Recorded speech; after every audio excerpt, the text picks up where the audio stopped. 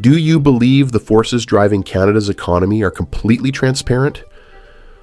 What if I told you there is a hidden inflation, a side effect of global events that may be underestimated? We are facing a scenario in which the war in Iran becomes a hidden engine capable of reshaping the country's financial future, directly impacting your wallet. The escalation of tensions in the Middle East has already triggered a sharp surge in oil prices. West Texas Intermediate climbed above $70 a barrel after posting its biggest jump in 4 years, driven by fears of global supply disruptions, including near-halted traffic through the Strait of Hormuz and refinery disruptions in the region. For a country like Canada, a major crude producer, this is not just distant international news. It has direct consequences for the domestic economy. But what is really happening beneath the headlines? The first piece of this puzzle is simple. Higher oil prices mean higher revenues for an energy exporting country.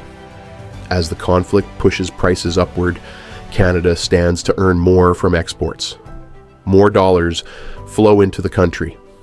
Energy sector profits rise. Investment increases. Jobs in the sector are supported. At first glance, it looks like an economic win. A distant conflict generating domestic growth. But that is only the surface. Digging deeper, Bank of Nova Scotia provides concrete numbers.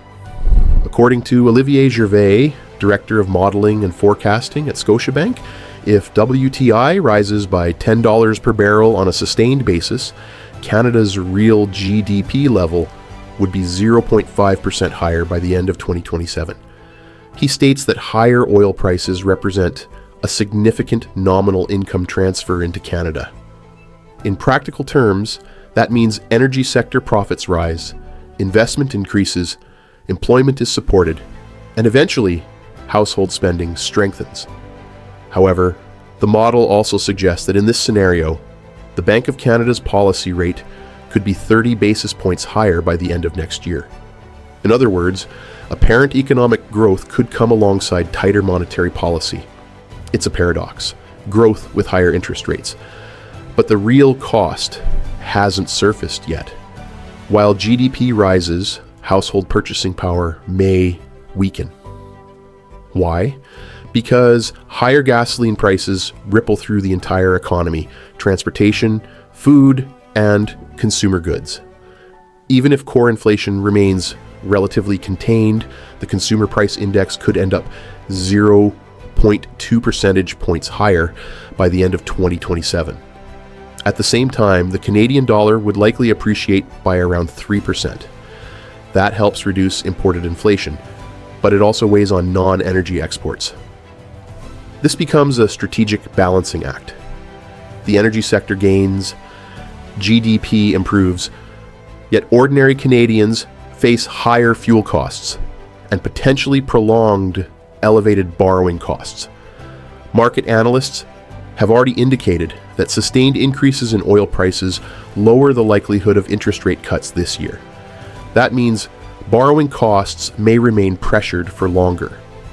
This is the essence of hidden inflation. Yes, Canada may benefit from higher oil prices. Growth improves on paper. GDP rises. The energy sector prospers. But that growth comes with a direct cost to you. Higher gas prices, upward pressure on food and essentials, interest rates potentially staying higher for longer. A global supply shock can simultaneously boost national income while eroding household purchasing power. The positive GDP impact can mask a corrosive effect on daily life. As an energy exporter, Canada may gain in aggregate, but those gains are not evenly distributed. While corporate profits and revenues expand, consumers feel the squeeze at the pump and in grocery stores. This is the uncomfortable truth. Economic growth does not automatically translate into improved living standards. So the key question becomes, what should the Bank of Canada do to protect purchasing power if oil prices continue to rise? Should it prioritize fighting inflation, even if that means keeping interest rates elevated, or tolerate slightly higher inflation in exchange for growth? Let me know your thoughts in the comments. Subscribe for more. See you next video.